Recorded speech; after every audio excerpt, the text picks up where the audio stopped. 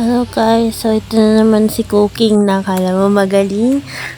Meron tayong may nipis na baboy, tapos gagawin natin siyang gyudon.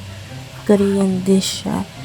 Pero, tamad ako at yun lang yung mabilisan kasi naka-login ako nun sa work. Habang walang ginagawa, nagluluto ko nitong pang-gyudon. Gumamit tayo malaking sibuyas.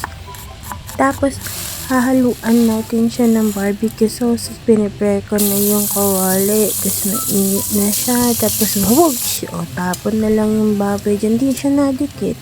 Amazing. Tapos, may paminta, asin. Ano ba yan? Tapos, yung natitirang karne, i-marinate ulit natin sa Del Monte barbecue sauce. Sa susunod na dish naman.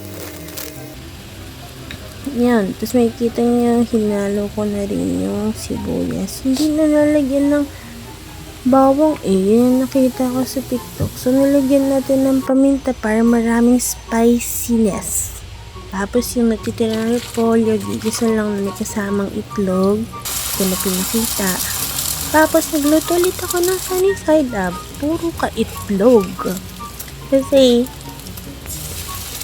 ayan, pagpayabang natin kung gaano ka non-stick yung stainless. Baga di nadikit. So, ayan yung kita nyo ng result. Ayan, walang rice. Kasi tinamad ako magsaing. hindi na talaga nag-rice. Pero kita nyo naman yung halo. Hindi yan nag-diet. Magtiwala na lang sa calorie deficit.